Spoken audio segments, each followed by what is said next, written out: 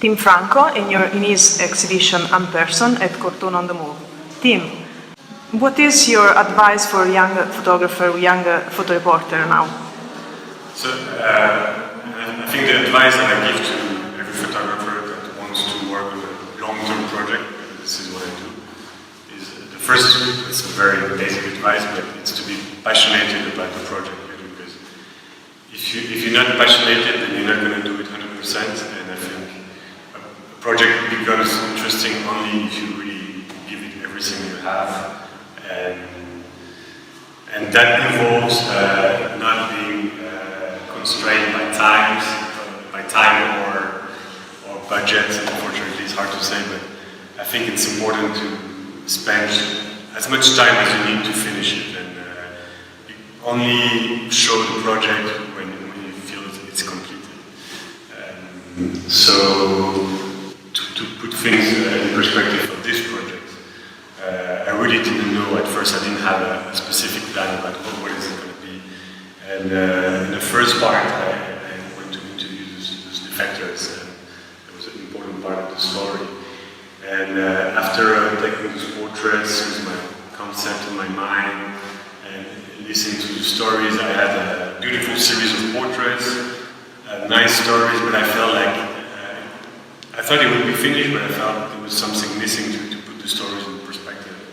And also, I didn't want a project where you only see like studio portraits, because I felt this maybe doesn't talk enough to the people who don't know about the project. So after listening to all the stories from defection, from escaping North Korea to the south, I felt the kind of landscape that they were crossing, the diversity of landscape, and because they have to go away from their final destination to finally get to South Korea.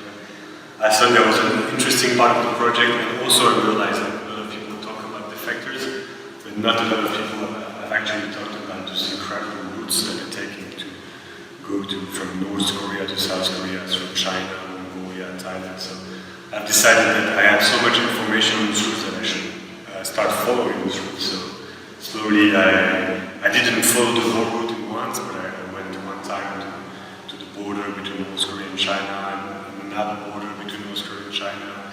Then I went to the border between Mongolia and China, some places in China where I heard some specific stories from defectors. Then all the way to Thailand, sometimes on my own budget, sometimes I was on assignments for a newspaper, and I used that time to do the photos for my projects.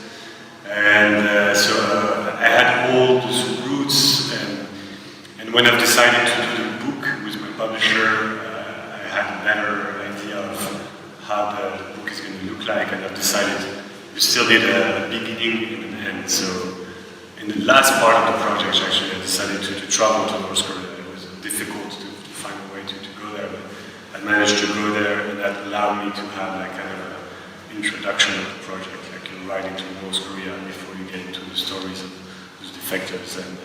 And the last part was the easiest part, because I live in Seoul, and we needed like a conclusion, and I just went outside my house and took a few photos to show. And only then, this took more or less 3 years on and off. Of course, I didn't work every day on this, because I also do my commercial photography work to pay for all this. Yeah, just you need to be patient, passionate, and make some research and listen to people. It's not only me, it's the journalists that I talk to, fixers that help me find the right people, photo editors that give me feedbacks at different point of view during the projects, and I try to take all this information into account, and with all of this finalize the project. Thank you so much.